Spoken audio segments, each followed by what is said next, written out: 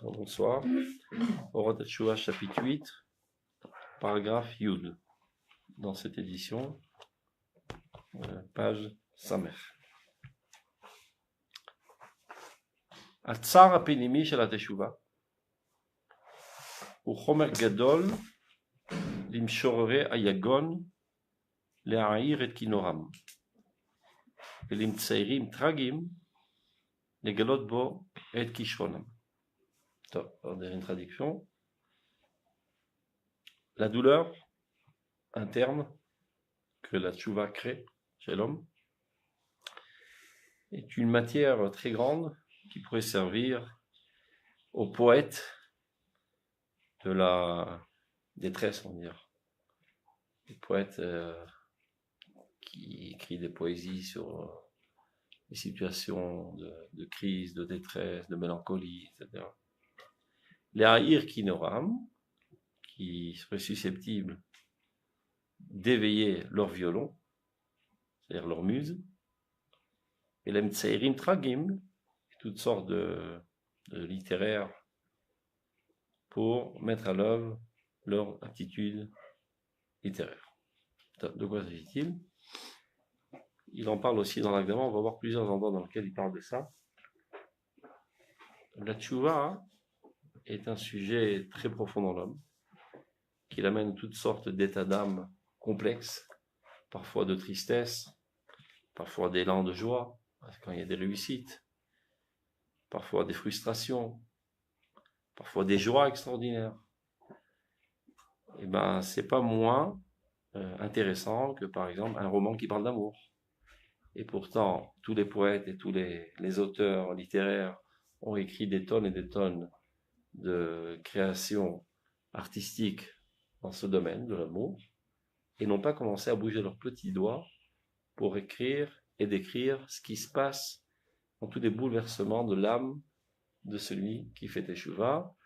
Ça serait une matière première à développer, c'est très très riche et qui pourrait être la source d'énormément de créations artistiques.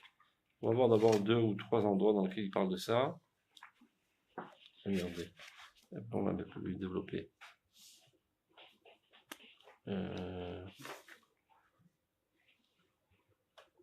regardez, par exemple, dans l'Agdama, dans la page Café, si vous vous rappelez, on avait déjà lu un petit peu. Vous voyez où ça se trouve? Page Café dans l'Agdama. Vous trouvez? Café. Je cherche l'Agdama. Café. Pas les pages. Page Café. Hein? Non, continue. Non. Continue. Là. C'est Une avant. Une avant, ouais. Bon, là, il explique pourquoi il a écrit son livre, etc. Il dit qu'il ressent qu'il est poussé de son intérieur, il ne peut pas refuser cet élan qui le pousse à écrire sur la tchouva, et de notre côté, il se demande est-ce que je suis apte à écrire sur la tchouva alors que les plus grands géants d'Israël ont écrit, les prophètes ont écrit. Finalement, il arrive à la conclusion qu'aucune faiblesse de pseudo-modestie ne pourrait le barrer et l'empêcher d'écrire, et il se met à écrire. Et entre autres, là, regardez, dans le deuxième paragraphe, à la 3e ligne, il dit Asifrut, c'est la littérature. Ameshotetet bechol aziviyot shesham shira v'chaim. La sifrut, elle se balade, disons, dans tous les endroits dans lesquels il y a du chant, de la poésie, de la vie. Lo chadraklal n'a pas commencé du tout à pénétrer ce monde, le monde de la Teshuvah. Et toch otzar hachaim, ce trésor de vie, anifla, si merveilleux, otzar ha-teshuvah, le trésor de la Teshuvah. Behemet lo itrila klal itanien bo, elle n'a même pas commencé à s'en intéresser. Alors que de manière générale, on cherche de la matière pour pouvoir écrire. Alors que là, on a de la super matière, très intéressante, bouleversante, etc. Personne n'a jamais écrit sur la Teshuvah dans ses aspects poétiques. Dans pas d'aspects hydratiques, comment faire Teshuvah, etc. Essayer de décrire tous les bouleversements internes qui se passent à l'intérieur de l'être qui fait Teshuvah. C'est sa fonction de le faire, ça? Le poète. Le poète, la poésie a un rôle très important parce qu'elle va enthousiasmer les âmes bien plus que la prose. Quand tu écris de manière carrée et sèche, ça n'enthousiasme pas tellement. Alors que s'il y a un roman, par exemple, qui décrit avec beaucoup d'enthousiasme une bonté de cœur d'une certaine personne, alors le lecteur se sent identifié avec le héros du livre, et ça le motive lui aussi à développer cette bonté de cœur. Donc c'est ça toute la force de l'art littéraire. Le Rav Kook a mis un accent très très fort sur l'importance de la littérature, et d'ailleurs une des vocations de la Yeshivat Merkaz Arav aurait dû être, parce que ça n'a pas commencé encore, de mettre sur pied des écrivains. Des écrivains évidemment emplis de Torah, emplis de Gusha, emplis de Tahara, mais qui soient capables d'écrire des œuvres de Chol, pas de Kodesh, de Chol, mais qui décrivent le Chol d'un point de vue Kodesh. C'est-à-dire les aspects moraux, mettre en évidence les bontés de cœur, le dévouement, l'idéalisme, etc., pour enthousiasmer les gens à adhérer à ces valeurs. Donc, c'est pas que dans le domaine de la teshuva. Non, dans tous les domaines. La poésie, voilà. La poésie, elle parle de tout. La poésie, elle existe dans tous les peuples et même dans le peuple d'Israël. Mais ce domaine n'a pas été du tout développé. Rien. Tu peux chercher dans toutes les bibliothèques. Tu ne trouveras pas un livre de poésie ou de littérature qui traite des bouleversements de l'âme de celui qui fait teshuva. Bémet le Itri la Klal, elle n'a même pas commencé à s'en intéresser. Car c'est fort. Dans la page café. Voilà. La date est Trunato Verko, essaie de comprendre ce qui se passe, sa valeur. Afilo Mitsidur Apioriti, ne serait-ce que de son aspect poétique. Shumelabev d'un Cheker qui est très enthousiasmant. Et Kalva Chomer, à plus forte raison, selon Nakfa Etzba, elle n'a pas commencé à bouger son petit doigt même. Alvar Tzidua Maasi, dans ses aspects pratiques. Biyichub de Machanogal, Metzaber Chaim Hadashim Shelano, à plus forte raison, ça spécifiquement en ce qui concerne notre nouvelle situation de notre vie actuelle, c'est-à-dire au temps de la résurrection nationale. On va voir une autre source, et à la Perek Yud Zayin, regardez. Perek Yud Zayin. Dans 3 ou 4 endroits, il en parle dans le livre, mais dans le livre de Roth, il parle aussi de littérature. Plein d'endroits, il parle de littérature. Lui-même a écrit énormément de poèmes. Il y a un livre entier de poèmes. On en avait eu la fois précédente. Qu'est-ce que je dis? Yudzaïn. Yudzaïn, combien je vous ai dit? Je vous ai pas dit. Ah, je vous ai pas dit. C'est malin. Où on en est là? Attends, je retrouve ma page d'abord pour retrouver la source. Non. On est à la page sa mère. Que je ne perds pas de nord. BMS. On était à la page sa mère, 2 secondes. Kouf, donc, Yudzaïn, He. Yudzaïn. Yudzaïn. He. Regardez. Riksha Teshuva. Bechol Hodif Atam. Les sentiments de Teshuva dans la splendeur de leur beauté. Bechol Dichduche Nafsham. Dans tous les, on va dire, les affaiblissements d'âme parfois. Et les thermokim les plus profonds, Mouchachim les galot de Sifrut, doivent apparaître dans la littérature. Les man ilmad doratria, afin que la génération de la Renaissance apprenne, et tashuva, la teshuva, bien omek nefesh, au plus profond de son âme. Bitruna chaya veranana, de manière vivante et fraîche. Parce que lorsqu'on lit de manière seulement technique, c'est pas toujours enthousiasmant.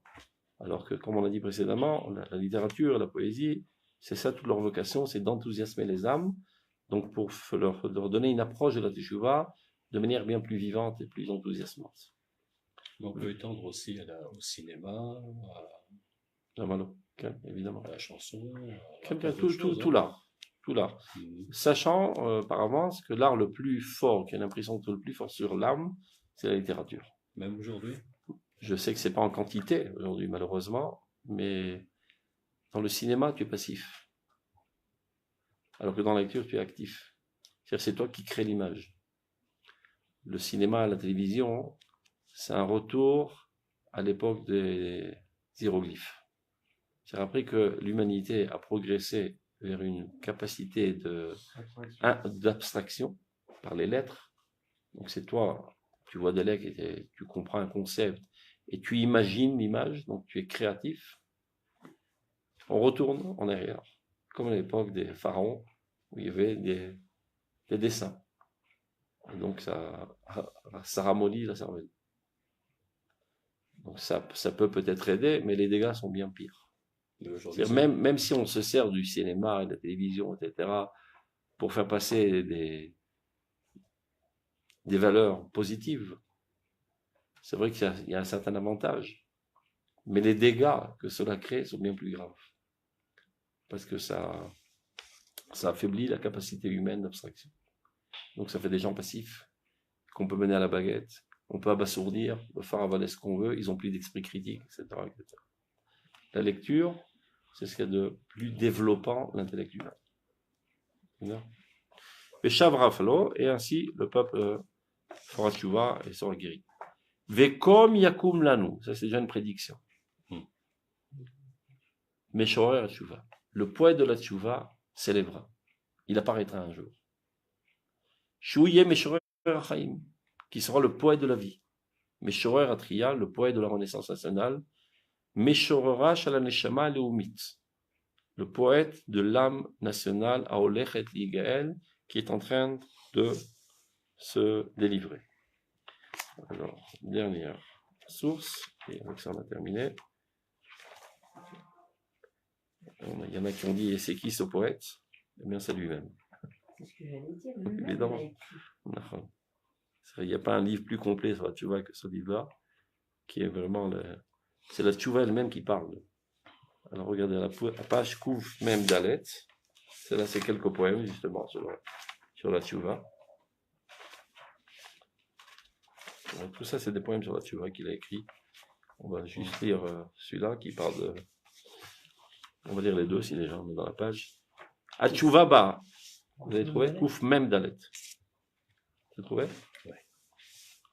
Atchouva iba. Voilà, la tchouva est en route, elle arrive vers nous. Val pitri omedet. Elle se tient à ma porte. Dofeketi aldalti.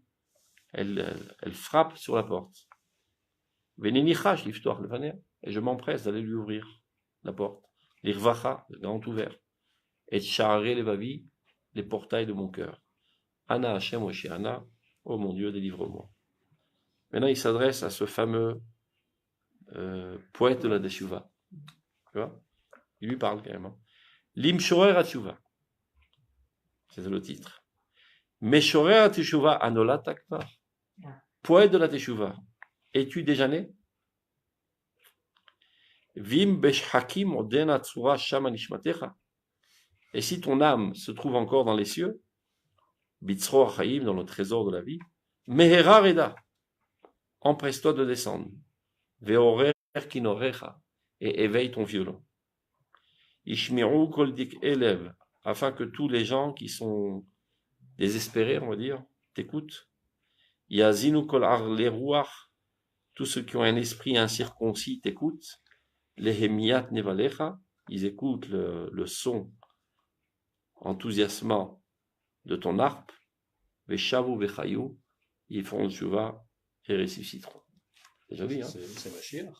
C'est le tchouva. Tchouva. Donc vous avez compris l'ambiance, plus ou moins. C'est-à-dire quoi? On doit être Medukaim, Kolod, qu'on n'a pas le Meshorer là? Il faut le mettre sur pied. Il faut savoir qu'une société sans roi n'a pas de raison d'être. Donc la société israélienne doit se soucier de mettre sur pied un tiroir. C'est artistique. De même manière qu'il faut des médecins et des ingénieurs et des gendarmes, etc., il faut un tiroir. Mais le problème, c'est qu'on n'a pas dans le système éducatif, on n'a pas créé. D'abord, de manière générale, c'est un don inné. C'est un don, c'est ça. Mais non, tu as raison qu'il faut développer. Il faut des écoles. Même la prophétie, il y avait des écoles de prophétie. Et comment qu'on apprend à être prophète? En côtoyant des prophètes. Donc d'abord et avant tout, il faut réparer toutes ces midot, faire toutes les mitzvot, être un gaon en Torah, etc. Mais ça suffit pas. Il faut côtoyer des prophètes. De la même manière, tu peux apprendre la musique, etc. D'abord, il faut avoir un don inné. Mais il faut aussi côtoyer des musiciens. C'est-à-dire écouter des musiques qui ont été composées par d'autres compositeurs et apprendre à les jouer, jusqu'à qu'un jour, ton âme elle-même commence à produire de nouvelles compositions. Voyez, Imshamoa, Tishmeru. Tishma v'yashan, Tishma v'chadash. À force d'écouter des choses anciennes, finalement, toi-même, tu vas innover. C'est-à-dire, donc c'est pareil pour la prophétie, pour la poésie, pour la littérature. Tout celui qui a un don littéraire se doit de se mettre à écrire. Très important. Très, très important. Mais évidemment, qu'il se mette à écrire, s'il a quelque chose à dire. Si c'est pour mettre dehors toutes les saletés qu'il a dans le ventre, sur ça il est dit, dans Mahane Israël est marqué, tu te baladeras toujours avec ta pelle, et quand tu feras tes excréments, ben, tu découvriras. Pas tout ce qui sort du ventre, ça doit être exposé en public, et des choses qu'on doit enterrer. Donc aujourd'hui, malheureusement, l'art, et la poésie, et la littérature de manière générale, tout ce qui leur passe par la tête, ils mettent sur le papier. Même les saletés les plus infâmes, ils se permettent de le mettre sur le papier, sous prétexte que c'est de l'art. Alors c'est permis. Personne n'oserait, par exemple, en public, aller assassiner quelqu'un s'il est sain d'esprit, disons. Mais de décrire un crime avec beaucoup d'enthousiasme, etc., c'est tout à fait légitime, parce que c'est de l'art. C'est une erreur. L'art se doit d'être mégouillasse, enrôlé pour la bonne cause. Il n'y a pas d'art libre. C'est une erreur de dire qu'il y a un art libre. L'art n'a pas une valeur en tant que tel, c'est un moyen, c'est un outil pour enthousiasmer les âmes. Mais enthousiasmer au bien, pas au mal. Donc si tu dis, mais j'ai rien fait de mal, je n'ai fait qu'écrire un poème. Je n'ai fait que faire un film. Je n'ai fait qu'écrire une œuvre artistique, littéraire. Ouais, mais tiens, on doctrinait plein de gens avec des envies bizarres et sales et impures. Et c'est toi qui en es coupable. Après, tu demandes pour des gens qui vont assassiner, etc. C'est toi qui les as empoisonnés. Les gens ne sont pas toujours conscients de la gravité de la chose parce qu'ils sous-estiment leur intelligence. Ils pensent que l'intelligence, c'est pas grave, on peut y rentrer ce qu'on veut. Alors, ils sont très méticuleux sur ce qui rentre dans leur bouche. Alors, ils vérifient 100 000 fois tous les tampons de cache-route, si c'est caché les méadrines, etc. Mais ils sont pas tellement méticuleux à ce qui rentre dans leur cervelle, qui est bien plus grave. Parce que si quand il a mangé un bout de porc, une bonne partie il va aux toilettes et il reste pas grand-chose dans le ventre. Et quand il va aller une sale pensée, elle devient une partie intégrale de ta personnalité et elle génère après toutes sortes de comportements sales et de midotes sales, etc. et qui vont aller en se propageant davantage. Donc c'est bien plus grave d'avaler une sale pensée que d'avaler un bout de porc. Et les gens ne sont pas toujours conscients de ça. Ils sous-estiment l'importance, la centralité de leur cervelle, dans leur personnalité. Donc, quand on dit qu'il faut mettre sur pied des écrivains et des poètes, on parle de gens sains et purs, qui connaissent parfaitement quels sont les idéaux d'Akadosh Baruch Hu dans ce monde, ayant étudié pendant de longues années la Torah. Est-ce que les auteurs yiddish, par exemple, ou les histoires chassidiques, de manière générale, oui, mais j'ai pas passé sur toutes les histoires. Il y a des histoires qui sont catastrophiques. Je vous donne un exemple très simple. Ils se rendent même pas compte, tellement ils sont idiots parfois. On veut enthousiasmer un petit enfant à l'importance des mitzvot. Alors il y a des livres comme ça, avec en plus des dessins.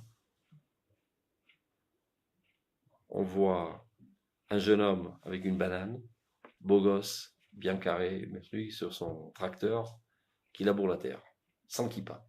Donc lui, c'est le salaud. Et après, 3 pages après, une femme avec un foulard, toute courbée, vieille et ridée, qui allume les nérotes de Shabbat. Et elle, c'est la tzadékette. L'intention est bonne, sans aucun doute. Le petit enfant, il voit ça, il dit, je préfère celui-là. Il est plus attrayant. Donc tu te fais un golatzmi, qu'on dit golatzmi, tu te rentrais toi-même la balle dans ton corps. Pourquoi faire une association entre la faiblesse et la religiosité? Tu aurais pu mettre ce bonhomme sur le tank avec une belle banane blonde et les cheveux dans le vent, avec une kippa et des tzitzit. et l'enfant serait identifié plus avec celui-là. C'est une erreur. Tout simplement. Donc, pas tout ce qui est écrit en yiddish et tout ce qui est imprimé par des gens religieux, automatiquement est une nourriture saine pour les juifs. Des fois, ce sont des poisons. Sans s'en rendre compte, avec une bonne volonté. Clair? Top, continuons. Yudalef. Avonot. On revient à la page Samer. Avonot em etzem hayagon. וכשהנשמה מתטהרת, היא מרגשת את העצמיות של העוונות. ואז היגון של התשובה מתגבר עליה. הוא בוער בקרבה. אש הצער של החרטה והבושה והפחד האיום. ובזה עצמו היא מזדככת. ותוכל אחר עבור הזעם לשוב לאיתנה, להיות עומדת בחוסנה ובכבודה העצמי. Donc les péchés sont eux-mêmes, comment tu traduis agon? Tristesse, détresse, Chagrin. Le chagrin. Les péchés sont eux-mêmes le chagrin. Lorsque la neshama commence à se purifier, alors elle ressent la force, l'intensité, on va dire. La quintessence peut-être des avonot. Ve'az, et alors, ayagon shel tshuva mitgaber aleh. Le chagrin de la tshuva se renforce. Comment ça marche? Ça paraît paradoxal. Dafka, quand ce type commence à faire teshuva, ses péchés lui font mal davantage. Jusqu'à là, il péchait constamment. Et il se sentait bien dans sa peau. Il ressentait aucun problème. Il commence à faire teshuva, ses péchés lui font mal. C'est logique, non? C'est pas tellement logique, tu vas dire. Maintenant que je me suis écarté du péché, donc je ne devrais plus avoir mal. Non, mais en début de tchouva. Il est en début de tchouva. Il continue à faire ça veut dire, le mécanisme est le suivant, c'est simple. C'est l'exemple que je donne d'habitude. Imagine que quelqu'un a un poignard planté dans le dos. Mais ses nerfs ne fonctionnent plus. Il a perdu la sensibilité. Et voilà que maintenant il commence à guérir, il retrouve sa sensibilité. Alors il commence à ressentir le poignard. Il a tellement fauté qu'il a perdu sa sensibilité. Ses membres ne vivent plus. Il commence à s'ouvrir à la teshuva, comme j'expliquais avant qu'ils arrivent. C'est ce flux de divinité qui le pénètre. Donc il est intensifié de vie. Il retrouve la vie. Il retrouve sa sensibilité. Ses péchés commencent à lui faire mal. Ça passe même pas par son intelligence de dire j'ai fauté, oulala, que je vais me ramasser comme tanné. Ce n'est pas une conclusion intellectuelle, c'est une sensation vécue de l'âme. L'âme, elle n'arrêtait pas d'hurler, mais elle était tellement loin de moi, il y avait des barrages de béton qui séparaient entre mon âme et moi, tellement il y avait des péchés. Je commence à faire teshuva, les barrages tombent, je suis plus à l'écoute de mon âme, et maintenant j'écoute les hurlements de mon âme, et ça me met en chagrin profond. Clair? Donc, avonot et metzamayagon. C'est pas le fait que je pense que j'ai fauté, donc je mérite une punition, c'est ça qui me rend en situation de détresse. La faute elle-même me détruit et me fait mal. Donc, kesha neshama mitaeret, dès que la neshama commence à se purifier parce qu'elle commence à penser, tu vois, à s'ouvrir à cette prise de conscience. Ça, c'est les Yorim. Voilà, Yoreh Tshuva. Alors elle commence à ressentir combien que les avonot sont forts et la détruisent. Ve'az, et alors, ayagon shel tshuva mitgaber alea. Ce chagrin de la tshuva se renforce sur elle. Ou bo'er bekirba esh hatzar. Alors ce feu de souffrance brûle en elle. Chez la charata verusha. Charata, c'est le regret et la honte de la faute.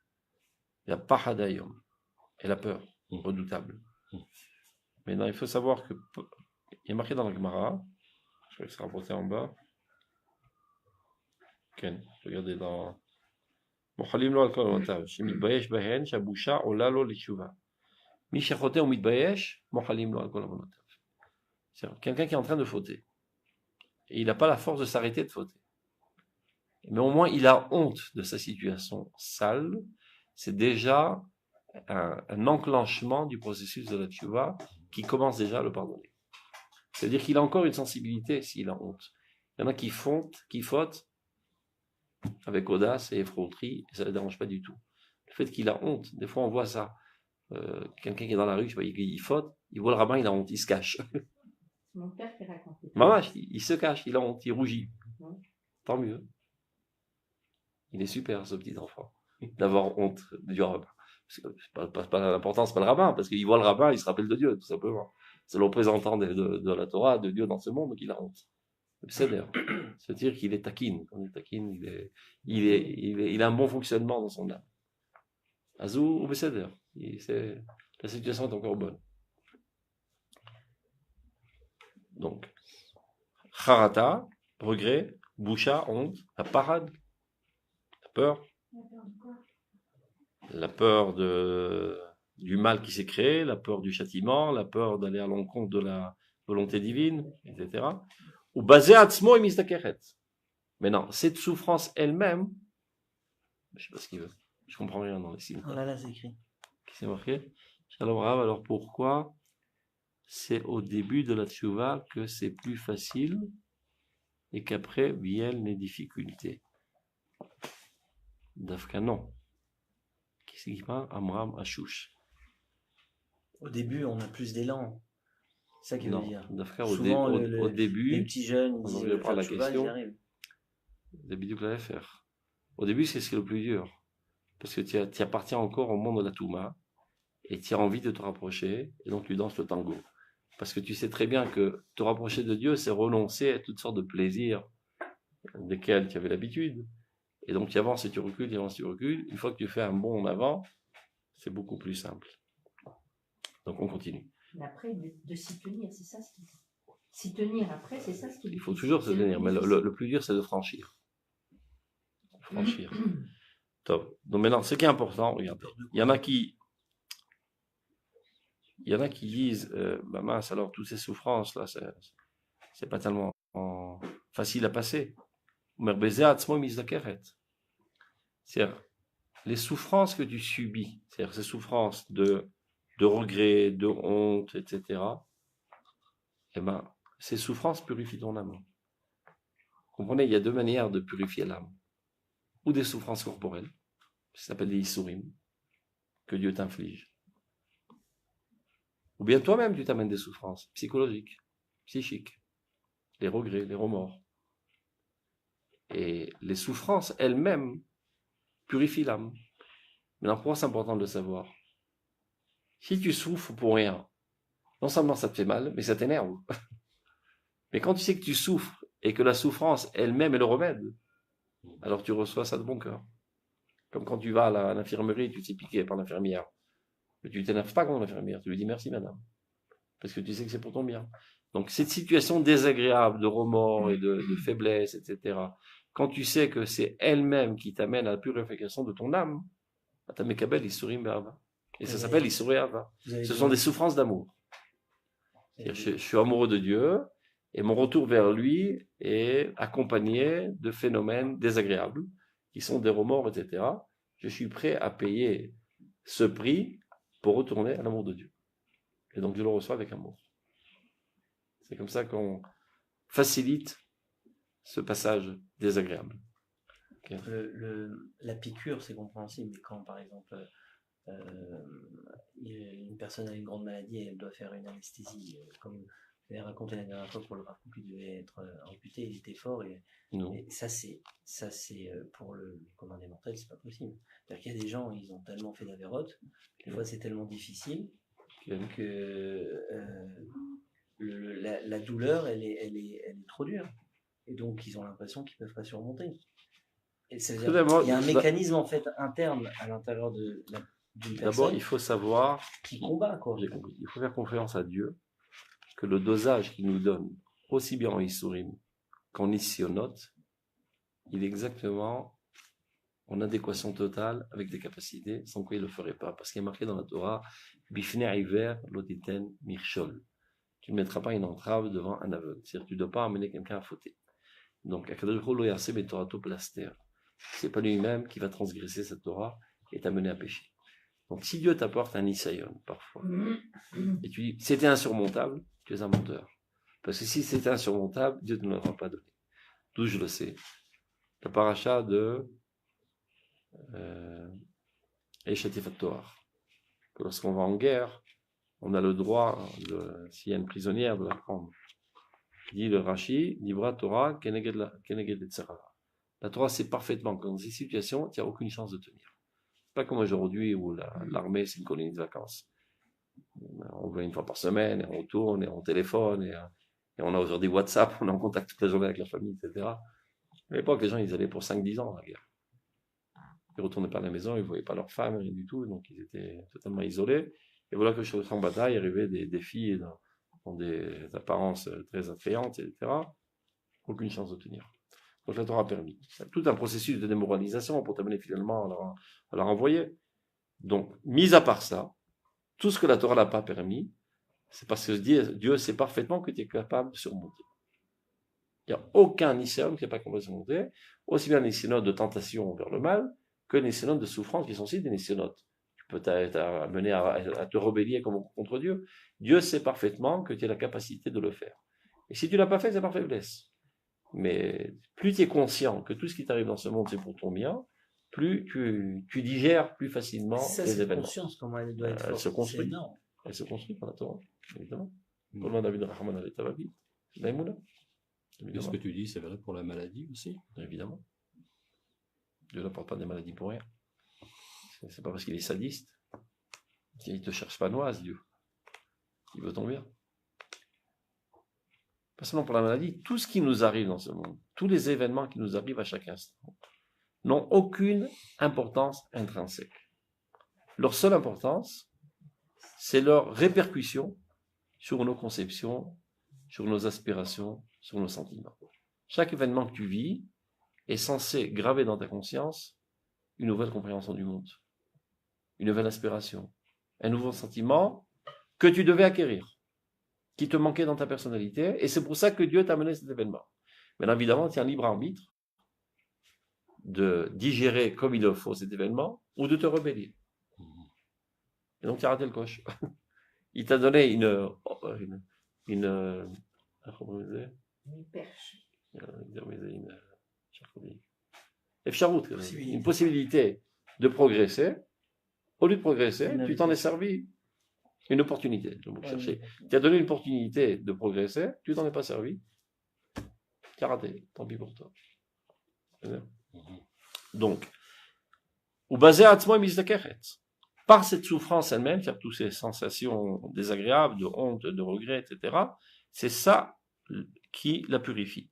Après la tempête, la choule est là, retrouver son équilibre. Pendant cette époque, très souvent, il y a un certain déséquilibre, tu perds confiance en toi-même, tu es attristé, tu es peiné, etc. Donc tu es moins fonctionnel. Pas grave. C'est une époque de reconvalescence. Après, tu retrouveras ta stabilité mentale, psychique, etc. La choule est là, veliot omedet bechosna, et retrouver toute sa force, ou birvoda atmi, et toute sa fierté propre. Donc, maintenant une piste très importante sur la tristesse, de laquelle il faut s'éloigner comme de la peste. Regardez.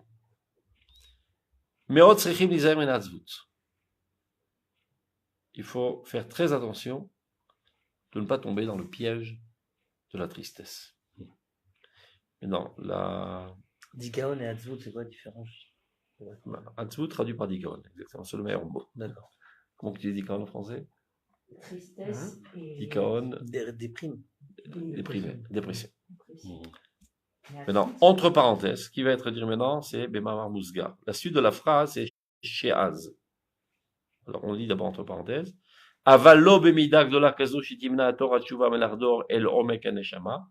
C'est-à-dire, ne pas s'en écarter totalement de manière qu'elle empêche la lumière de la teshuva de pénétrer les profondeurs de notre âme. Je ferme la parenthèse. Sheaz, car alors, si on n'a pas fait attention de ne pas tomber dans le piège de la Hatzvut, Hatzvut mitpashetet. La tristesse se propage dans toute notre personnalité. Kemachala mam'eret, comme une maladie, le contraire de bénin, comme on dit, maligne. C'est-à-dire là, l'image, c'est comme un cancer qui se propage dans le corps. Bechol ktsot haguv hanefesh, dans tous les recoins du corps et de l'âme. Mipnei she'achet madiv et alev, et c'est compréhensible pourquoi, car la faute fait mal au cœur. Quelqu'un qui se rend compte qu'il a fauté, il se sent mal dans sa peau, et il sombre dans la tristesse, il est déçu de soi-même, il est frustré, etc. Et il se laisse aller à ses pensées, pensant qu'il est dans le bon chemin. Il dit, c'est normal, j'ai fauté. C'est sale. Donc, je mérite d'être triste. Je mérite d'être déprimé. Et il s'enfonce davantage dans la dépression, pensant que, en étant en dépression, il est en train de se rapprocher de Dieu. Et c'est un attrape-nigo. Regarde. Donc, vous séparez la douleur, en fait. On va mettre de l'ordre après. On comprend comment on peut en arriver à cela. La faute elle-même fait mal au cœur. Et ceci entraîne que la hatzvut, la tristesse, mitazrachat. Ezrach en hébreu, c'est un citoyen. C'est-à-dire qu'elle devient le citoyen essentiel dans ta personnalité. Elle prend le dessus sur toute ta personnalité. Et c'est elle le balabait. Ça devient le propriétaire de ta personnalité, la tristesse. C'est-à-dire elle prend la place de l'amertume de la teshuva. L'amertume de la teshuva, c'est légitime. La tristesse, c'est totalement illégitime.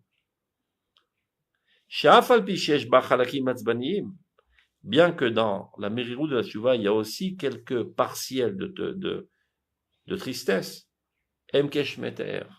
Ceci, ces petites particules de tristesse, sont comme un feu purificateur. Metzarfim et aneshama. C'est-à-dire, elles brûlent toutes les saletés de l'aneshama. Marzikim ota la bassi shel hasibra. Et au contraire, la renforce tout ça, sa base de joie naturelle, constante, qui lui est convenable. Donc, mettons un petit peu d'ordre. Qu'est-ce qu'il a dit là? Là, pour faciliter la tâche, on va se servir de deux termes. Douleur et tristesse. Douleur, c'est légitime. Tristesse, c'est illégitime. Douleur. Je suis tombé sur mon genou, je saigne. C'est une douleur. C'est tout à fait légitime. C'est pas par hasard que Dieu a donné cette douleur. C'est pour que je me rende compte qu'il y a un problème et que je désinfecte et je mette un pansement pour ne pas que le mal se propage. Ça, c'est tout à fait légitime. Je suis pas un fakir, j'ai mal. C'est clair? Donc, j'ai péché, j'ai mal. C'est légitime. Et c'est tout. Le fait que j'ai mal, c'est une lumière rouge qui s'allume, qui me dit, fais attention, il y a un poison qui est rentré, occupe-toi du problème. Et on arrête là. C'est clair? Et je m'occupe sérieusement du problème. Le problème, quand est-ce qu'on commence le problème? C'est ce qui arrive à un petit enfant, très souvent. Il est en train de s'amuser avec des épingles qui se piquent, oh, une goutte de sang, il commence à pleurer, à désespérer, sombrer dans la tristesse totale. Il est tout entier dans sa personnalité, dans cette goutte de sang, il a oublié qu'il existe. Ça arrive très souvent à plusieurs personnes, pas seulement au niveau de la teshuva. Un petit souci le fait sombrer dans le désespoir. Le souci le plus gros dans la vie n'est qu'un souci.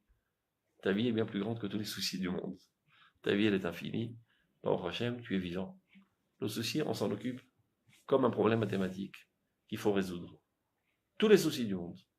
Aucun souci n'est assez grave pour arrêter ma joie de vivre.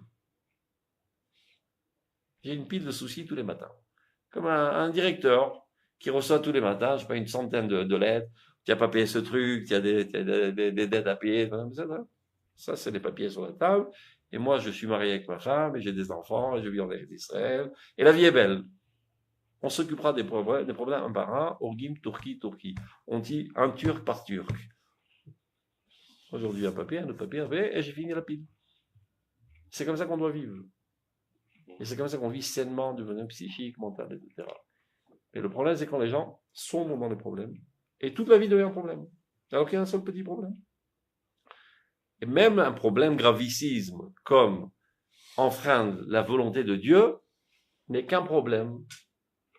Donc c'est légitime de prendre ça au sérieux et d'en souffrir et de ressentir la douleur. C'est totalement illégitime de sombrer dans la tristesse. La tristesse, c'est la mort. La Shana Zohar, Kena de Mesahabuta. C'est le nid de l'impureté. Il n'y a rien de bon dans la tristesse. Toutes les midotes, les plus sales, les plus puantes, comme par exemple Gahava, Yeshlem Shoresh de Gdusha. Ils ont une racine de sainteté, après ça a mal tourné. Dans la tristesse, il n'y a aucune racine de pureté. Tristesse, c'est lever les mains et se laisser sombrer dans le désespoir. C'est la mort. Mais la mort, c'est Touma. Touma Tmet. La pire des Toumas, c'est Touma Tmet. Donc la pire des démarches, c'est la tristesse. C'est la mort. Mais la tristesse, c'est pas un problème de Himouna chez la personne. C'est Mouna Bakdejro, c'est Mouna Batsmo, c'est Mouna Bakol. Un manque d'assurance en soi-même, etc. Le problème, on les surmonte.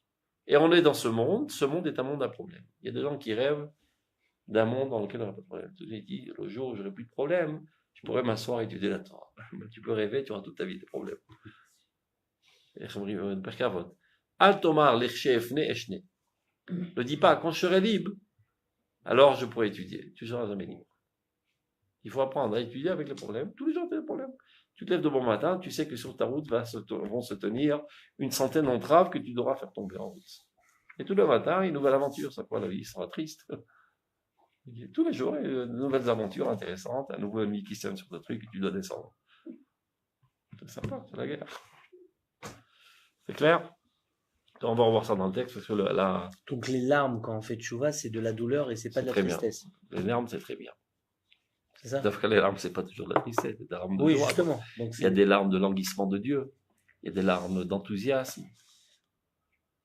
Ashrei Moshe Boré. David Emeler, il pleurait tout le temps. Pourtant, c'était un vaillant guerrier. Mitati Arsi MC. Mon lit se dissout dans les larmes. C'était un vaillant guerrier, David Emeler. Il pleurait tout le temps. Il y a des gens qui ont de pleurer. C'est très bien pleurer, au contraire. Pleurer de joie, pleurer de remords, pleurer d'enthousiasme, pleurer d'aspiration vers le bien. Des fois, tu es en train d'étudier la Torah et tu vois quelque chose de très beau du point de vue moral, tu en pleures. Ben pleure, c'est bien, extraordinaire. Je serais rare que tu pleures de tel sujet. Il y en a qui pleurent de aussi parce qu'il a perdu, je sais pas, au football. Il a eu 2 contre 1, lui 1 contre 2. Il pleure, c'est idiot. Mais pas pleurer de tristesse. Non, pas de désespoir. Désespoir, c'est tamé. Mais non. Ça, c'est la stratégie du Satan. Je l'ai expliqué à plusieurs reprises, je répète, c'est très important. L'homme a en lui un instinct de conservation.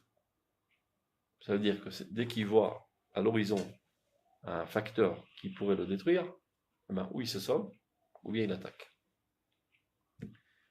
Qu'il le détruise entièrement ou partiellement. Mais non, vu que la tristesse, c'est plus une course vers la mort qu'une course vers la vie, donc la tristesse, c'est quelque chose qui me met en danger. Mais non, si à chaque fois que je pense teshuva, automatiquement, de manière associative, je pense tristesse, donc ma cervelle va bien faire de l'ordre. Tu vois teshuva, écarte-toi comme de la peste. Teshuva, c'est la mort. Donc écarte-toi de la teshuva. Tant que la teshuva est présentée comme une démarche qui t'amène à la tristesse, à un amoindrissement de l'intensité de ta vie, le peuple d'Israël ne fera pas de teshuva. Mais non, ceci a toujours été vrai, à plus forte raison dans notre génération, qui se caractérise par la résurrection nationale du peuple d'Israël. C'est-à-dire cette volonté intense de revenir à la vie la plus entière.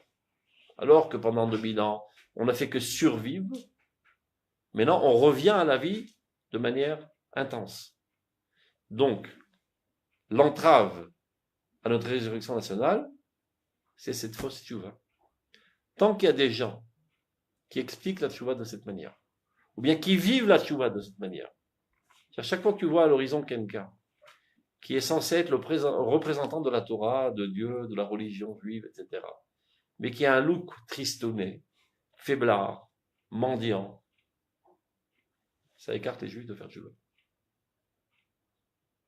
Donc, pour amener le peuple d'Israël à faire tchouva, il faut mettre sur pied des gens remplis de joie, remplis d'initiative, remplis de force, et méticuleux dans l'application de mitzvot.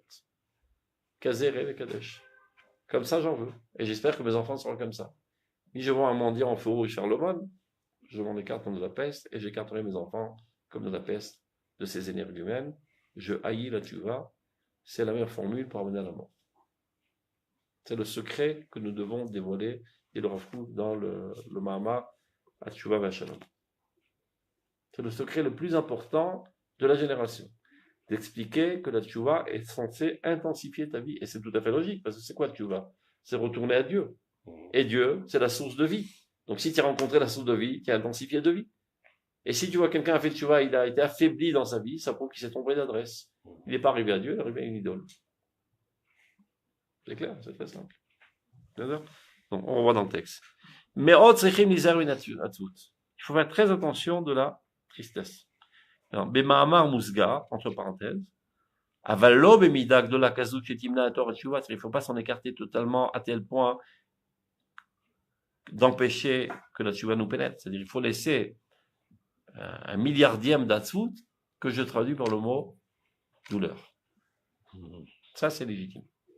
Chez Az, car alors, si on ne se fait pas attention à la atzvut mitpachet atike machal amameret. La atzvut se propage dans notre corps comme un cancer. Bechol ksot haguf hanefesh, dans tous les recoins du corps et de l'âme. Et pourquoi c'est comme ça? Mipnei shachet mati betalot. Tout simplement, car la faute fait mal au cœur. Vegorem la atzvut litazreach. Et fait en sorte que la atzvut, la tristesse, devient aizrach haikari, le citoyen essentiel dans ta personnalité. Ça s'appelle un putsch. Au lieu que ce soit ta cervelle, le gouverneur de ta personnalité, c'est la atzvut qui prend les rênes. À la mériroute, elle vient remplacer, c'est un imposteur. Elle vient remplacer, elle se fait passer pour la mériroute à Kodarat, cette avera tchouva, qui elle est légitime. C'est la douleur qu'on devrait ressentir pour la tchouva. Ça, c'est tout à fait légitime.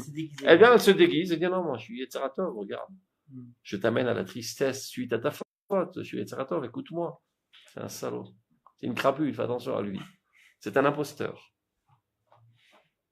Shaf al-Pishiesh Bachalakim Atzbanim, dans la Tavera Tchouva, le feu de la Tchouva, il y a aussi des particules de tristesse, mais en fait, ce sont des douleurs.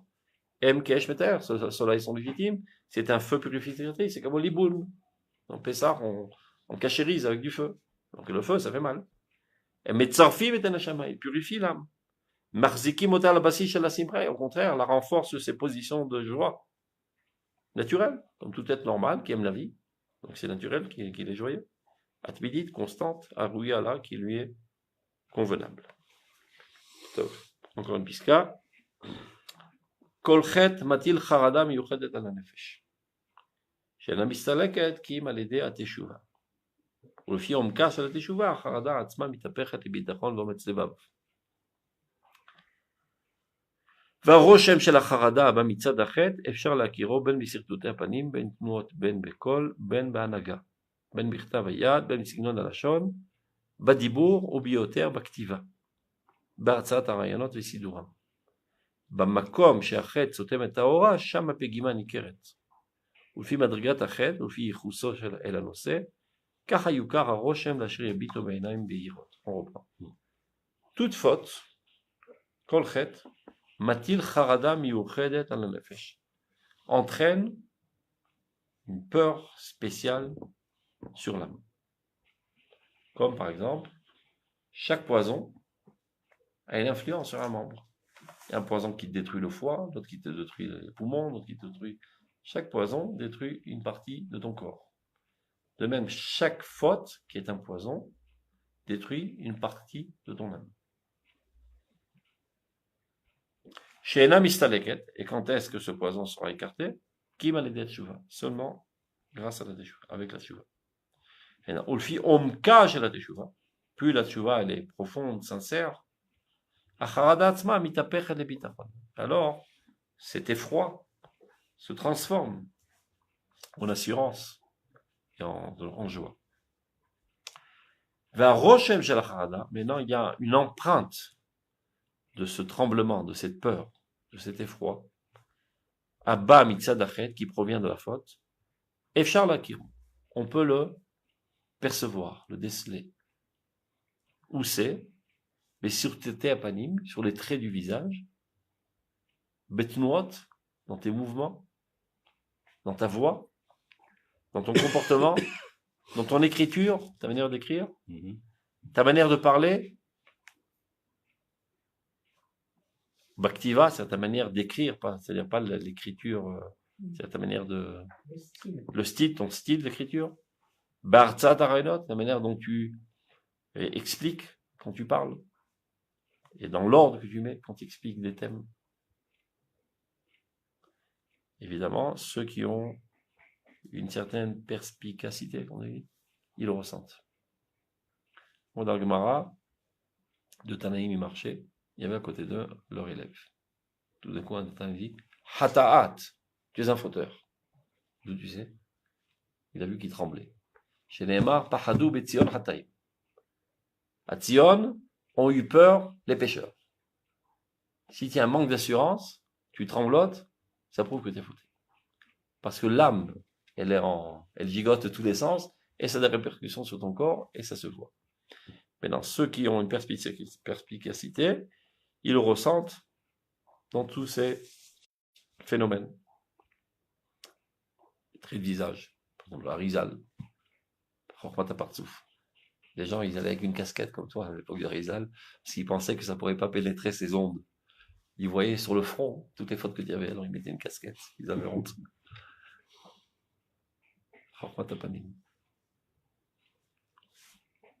Tu vois un enfant par exemple qui a menti ou qui a volé, il y a ses yeux qui bougent, il lui manque d'assurance. Bon, donc c'est la nature humaine, que le corps ne se sent pas bien quand il faute. Maintenant il y a des gens qui apprennent à contrôler ces mouvements et ça devient des menteurs professionnels. Il a la voix qui tremblote quand il a fait une faute. Banaga, son comportement. Ktavayad, graphologie. Signon Anashon, la manière dont il parle. Dibour. Et, essentiellement, c'est-à-dire sa manière littéraire d'écrire. Barza Tarayonot. Pourquoi il a mis ce thème avant ce thème quand il voulait expliquer? Je me rappelle quand on étudiait à Goratsu Kaman, on avait la trouille, qui est au casé. On se sentait transparent, peut-être. Des fois, tu posais une question bénigne, comme ça on dit. Pas pshuta dans la Gemara. Tu dis, Graftan. Mais j'ai rien fait de mal. On avait la trouille. Transparent.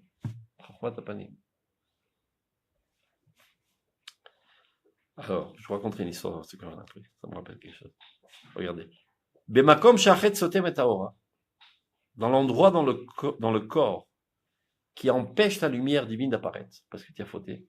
C'est-à-dire le membre avec lequel tu as fauté, et donc ce membre-là, disons, avec lequel tu as volé, la lumière divine apparaît moins. Sham apigiman ikeret. On voit le dégât. Ou le fi madrigat achet, évidemment, selon l'intensité de la faute. Ou le fi echousso, je ne sais combien tu es relié à cette faute, ça dépend si tu as fait ça, beshogeg, bemezid, ou betahava. C'est-à-dire, plus si tu es fortement lié à la faute, Kachayuka à Rochem. Ainsi, on verra davantage l'impact négatif que ça a laissé sur ce membre. Évidemment, pas tous. La chéribit ou benaim beirot. Ceux qui ont les yeux en face des trous, ceux qui ont un regard clairvoyant, sont capables de voir sur nos membres s'il y a une faute. Fort, c'est comme on a raconté. Il arrive à la maison. Sa femme lui dit, catastrophe. Il y a un enfant qui a volé aujourd'hui. Parce qu'il a volé une tablette de chocolat, peu importe, il a volé. Donc toute la maison est chamboulée, on parle que de ça toute la journée, il y a un voleur, il y a un voleur. Top, il dit rien. Il s'amuse avec les gosses. Il y a des coussins, il s'éclate de rire. Je l'ai vu une fois à l'œuvre. Il s'amuse, c'est lui, comment il s'amuse. C'est du calcul mental rapide. Il leur fait Sarah Kafoulavra Parotitzrak. Ça fait combien en gamatria? Et tout ce qui hurle, etc. Il s'éclate de rire. Donc, il se marre bien avec eux. Et tout d'un coup, il pousse une gueulante. Migalav! Oula, et tout le monde savait que quelqu'un avait volé. Alors tous, ils ont dit Loani. C'est pas moi. Mais un d'entre eux a mis les mains derrière le dos. Il les a Ganav. Le membre avec lequel tu as volé, il y a une tâche. Et l'âme a honte de la tâche. Et de manière instinctive, tu le caches. Il n'y a qu'à voir des fois quand des gens ils font du cancanage. Et quand ils font de la médisance, sans se rendre compte, ils mettent la main sur la bouche. Il faut pas. Tant qu'il y a encore une sensibilité saine, il y a une honte de fauter. Et le corps se sent mal de fauter, donc tu caches le membre avec lequel tu fautes. C'est la raison pour laquelle on cache notre nudité, normalement. Abraham et Chava étaient nus et n'avaient pas honte. On se cache. C'est le mitzvah Pérévrivia, pour tu caches. Mais on ne fait pas Pérévrivia avec la même pureté qu'on met les tefilines. On n'est pas à cette hauteur. Il y a une chute. Donc on le cache. Même Moshe Rabbeinu, il n'était pas capable. La preuve en est, c'est qu'il a dû s'écarter de sa femme pour être en contact constant avec Dieu. Donc, vu que tous les humains, depuis la faute d'Adam Arishon, ne sont pas à cette hauteur, bien que ce soit une mitzvah, mais on ne fait pas ça à 100% de pureté, on cache. A priori, on ne devrait pas cacher du tout. On pourrait faire ça en public, comme on fait Adam et Chava. Donc, chaque membre avec lequel il y a une chute quelconque, le corps se sent mal à l'aise et tu caches. C'est ce qu'il dit, Keret Apegima. Alors nous, on n'a pas les yeux, on ne se rend pas compte. Des grands saints, on est transparent devant. Ils savent que cette main a fait ceci, ce truc. D'autant plus qu'il y a une corrélation directe entre les mitzvot et les membres. Les tariq mitzvot, les chassagidim, les remach et varim, sont en corrélation directe avec nos membres. Les tefilines, c'est exactement cet endroit du membre, et les tzitzim, c'est l'endroit du corps, etc. Donc cette faute a automatiquement une répercussion sur un des membres du corps. Il y en a qui veulent l'expliquer, c'est la source des maladies, etc. On sait aujourd'hui au niveau psychosomatique, mais là c'est plus que psychosomatique, c'est nishma somatique. Au niveau de la neshama qui a des répercussions sur le roi, qui a des répercussions sur le nefesh, qui donne des répercussions sur le corps. C'est évident que c'est comme ça, mais on n'est pas à la hauteur de le faire. Donc aujourd'hui, il est conseillé d'aller voir des médecins, et pas toutes sortes de charlatans, pseudo-kabbalistes qui te disent de faire toutes sortes de tikkounim. Tov, comme tout, shalom.